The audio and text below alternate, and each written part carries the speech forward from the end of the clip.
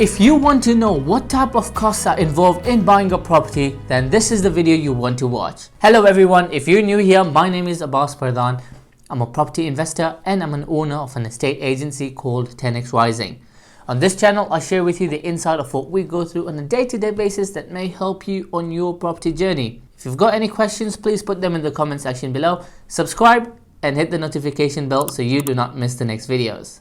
So if you're a property investor, I think this video is quite crucial and important for you to understand, because of course if you're investing in property, you need to have a spreadsheet in which all these costs needs to be anticipated beforehand, so you know exactly what types of costs you need to be paying for.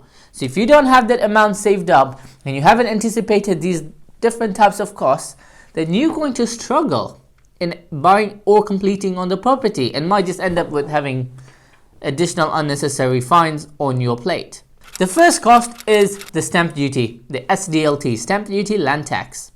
Now this is the tax that you're paying to the government to register the property under your name, SDLT.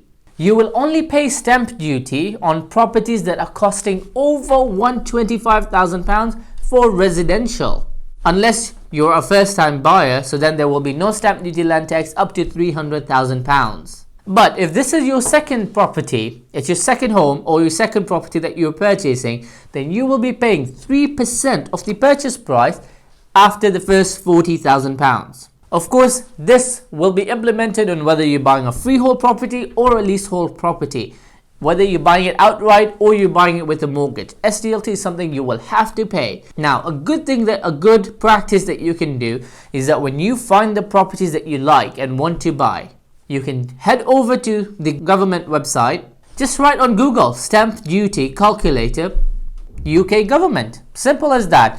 And then the calculator will turn up there and you've got options for buying residential or commercial. Either way, the formulas will be literally on there and you'll just have to put in the purchase price when you're buying it, whether it's residential or commercial, and it's going to give you a cost that you will have to pay when you buy the property via your solicitor. Now, if your solicitor is switched on, they can help you get exemptions where you can be liable for. For example, if it's a block of flats that you're buying, then you can qualify for multi-dwelling relief. Or if the property is inhabitable, then if you can prove it to HMRC that the property is not liable, then you're going to get exemptions there as well. So you need to have your solicitor guide you on that. But regardless, look into it. Ask your solicitor, because you want to save stamp duty and it can make a big difference to your ROI at the end of it. A good example was we just purchased a block of 9 flats. If you go into the stamp duty calculator, it told us that the stamp duty we're going to have to pay was £37,500 based on the purchase price. But when it came to paying the stamp duty, we only paid £14,500. So there was a big savings that we did there, and it really helped us. So the first cost that you will pay is stamp duty. The second cost that you're going to pay is a deposit towards the property. Of course, the bigger the deposit you pay at times, the more likely it is that you will get a mortgage and perhaps even a lower interest fee. But you need to speak to your mortgage advisor for that. However, the deposit is something you're going to pay. 25%, 30%, 35% of the purchase price. If you're looking at a commercial property, especially in current circumstances, you're not going to get 75-25. I highly doubt so. You may have to put 30 to 35% and the banks will lend you 60 to 65 60, 65, 70% loan to value. But you need to save up for a deposit. Speak to your mortgage advisor when you're looking at a property, see what kind of rates they will give you. What kind of loan to value lending will they facilitate before you even take that further. The third cost you will have is the valuation fee. When you found a property that you want to purchase, you will take it to your lender. Your lender will examine the property, will examine your earnings, will look at the property, then they will send in a surveyor, a valuer who will come to value the property to see that the money they're going to lend you on the property is actually accurate and it's not just a way out of the ballpark figure and it doesn't even make sense, because that's their money. They need to know if something goes south, then they can quickly sell the property and recover the money they've put in that they've lended you. Now at times they can do desktop valuations for residential properties, But if it's commercial, then a valuer will want to come out, see what the interior is like, and they will value it accordingly. Well, a valuation fee can literally vary, starting from £150 up to £3,000. We recently got a property valued, a commercial one. We paid £2,454, if I remember correctly. So if it's a resi property, very basic, simple, they could have done a desktop valuation on as well, then you could perhaps even pay up to £150. The fourth fee is the surveyor's fee, a building surveyor or a structural surveyor. Now, of course, you're going to be paying the banks to do a valuation, that they will instruct a valuer to go out and do the valuation. But that's different to a building surveyor. A building surveyor is going there on your behalf to find out, to be your eyes and ears, to find out what the property is like, to look at the interior, exterior, what are the major defects there. And I would highly recommend not to skip the building surveying part. Always send in a surveyor, just so you know there's nothing, no hidden unanticipated costs waiting for you just after you've completed the property. So always have a building surveyor. Now, these costs can vary. We recently bought a block of 4 flats. We paid $750 plus VAT, because we told the surveyor, hey, you don't need to go into the nitty-gritty looking at each and every cabinet. Do not worry about that. Look out for the major defects. So he gave us a slightly lowered fee. But there was another occasion, same block of 4 flats, different location. We paid $1,250 plus VAT. This is because we told the guy, go all out. You need to inspect literally everything, every place, just so we can see what we can save, because it was a high-end valued property. A structural survey can cost you between £500 to £700. But again, if you're looking for small residential houses, the prices can vary, maybe from £250 to £600. The fifth cost you're going to have is the legal fees.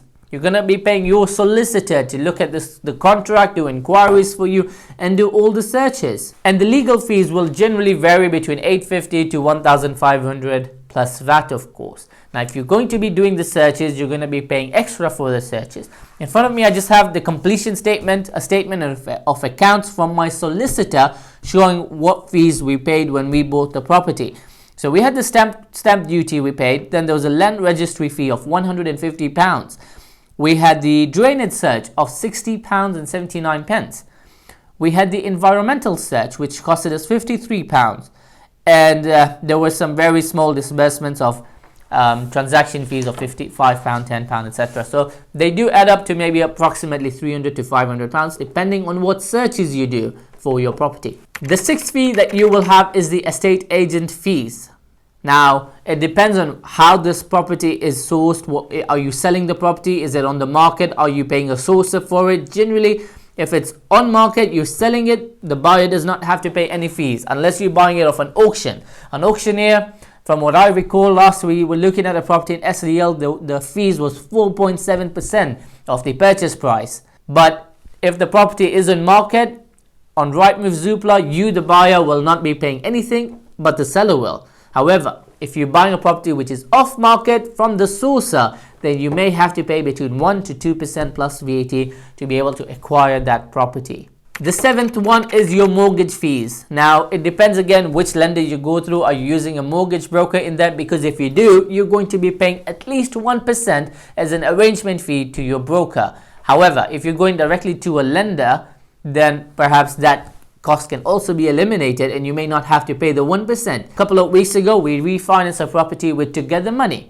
Together Money did not charge us any sort of arrangement fees, but they did charge us an acceptance fee of £3,400. So you're going to have that cost as well. So just anticipate up to 1 or 2% to be on the conservative side. And then once you've bought the property now, the first thing you're going to want to do is get your insurance sorted. Now, insurance will vary significantly. The factors such as drainage report, flooding report, all these will come into effect. If you're right near the beach, it'll be very expensive. But if it's just a 3-bed and terraced house in a row of all other houses, it might be cheaper. Just to give you an example, a property and terraced we've paid before about £400. However, a commercial property with a 7-bed HMO, nursery, 2 units, quite a large block, we paid £1,200. On another occasion, it's a commercial building with serviced offices in there, it went to £1,500. So it really depends. Your insurance can vary, but then yes, you are looking at that cost when you do finally have the property purchased. Now, the property that you've purchased, if that is a HMO, then you're going to have of course, the operational cost. You're going to have the electricity, gas bills, water bills, Wi-Fi, council tax. You're going to be sending in a weekly cleaner if you're running it as a HMO, and then there's all the maintenance that comes with that as well. Just do recall, if you're buying a leasehold property rather than a freehold, you're going to have service charge as well that you're going to have to pay to your freeholder for the property that you've leased off him. So I hope this list of all the fees that you're going to be paying is useful to you. Just one tip to you, very important, that do not just go out there blind. You need to have a spreadsheet. In your spreadsheet, just put down all the costs that you anticipate. Just be conservative. Look at the worst case scenario, and then if it works out, you save that money, hey, it's a bonus for you. I hope this is useful for you. Use it in your spreadsheet, and I will see you in the next video.